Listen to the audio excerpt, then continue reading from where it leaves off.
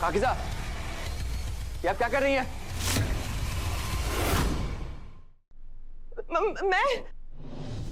मैं क्या कर रही हूँ देव?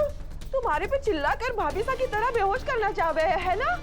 तुम दोनों मियाँ बीबी मिलके सब खानदान ने मार के आराम से चौहान परिवार पर राज करना चाहते हो, है ना? सारिका, इस कमरे से बाहर निकलो। सारिका, जाओ।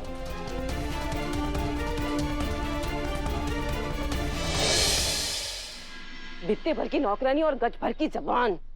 जी तो कर रहा है कि अभी की जाऊं और उसका गला दबा दूं। पर हमारे को तो खुश होना चाहिए, है? अगर वो नौकरानी ना होती तो भाभी साहब ने सदमा ना लगता और भाभी साहब मरने की कगार पर ना होती। भाभी साहब का राम नाम सत होते ही देव और वो नौकरानी वसु दोनों भी ग्लानि और दुख में सब त्याग कर निकल लेवेंगे और दिव्या और अभी उनकी पूंछ बनकर लटक लेवेंगे। और फिर इस राजमहल की रानी सा होंगी मैं, डी सारिका सिंह चौहान।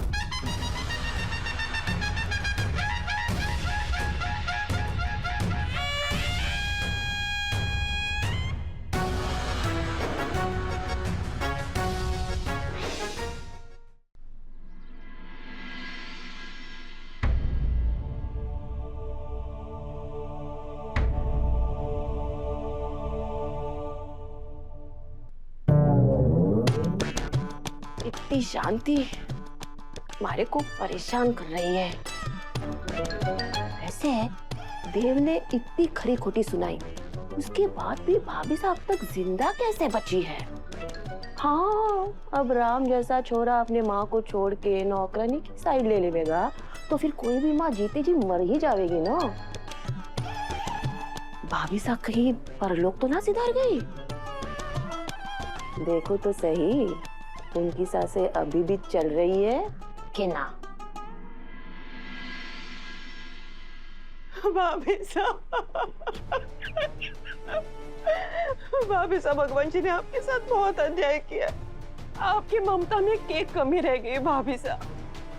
पहले तो आपके छोरे ने उस नौकरानी के साथ ब्याह कर लिया और अब तो आपकी बात काट कर नौकरानी का पक्ष लिया उसने। भले ही कोई कुछ ना कह रहा, लेकिन सबने पता है कि आपकी यो हालत देव और वसु की वजह से ही हुई है भाभी साहब।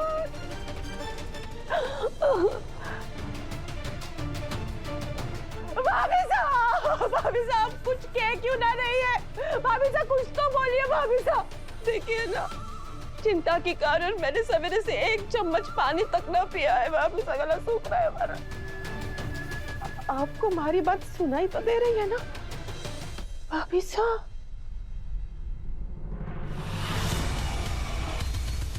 पाकिज़ा, ये आप क्या कर रही हैं?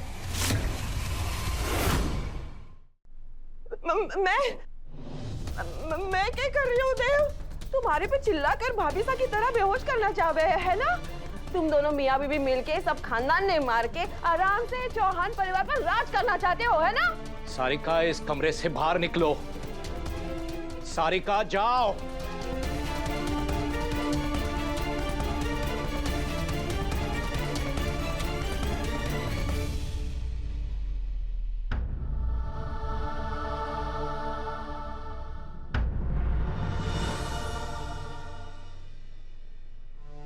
हे माता माई, डॉक्टर साहब ने देवी हुकुम में 4 घंटे की मोहलत दी थी।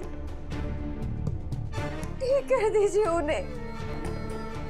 बदले में आप चाहे हमारा सब कुछ ले लीजिए, बस मेरी सासू जी ने पहले जैसा कर दीजिए। आज आपके सामने एक भक्त नहीं, एक बहू खड़ी है और आपको एक बहू की पुकार सुननी होगी।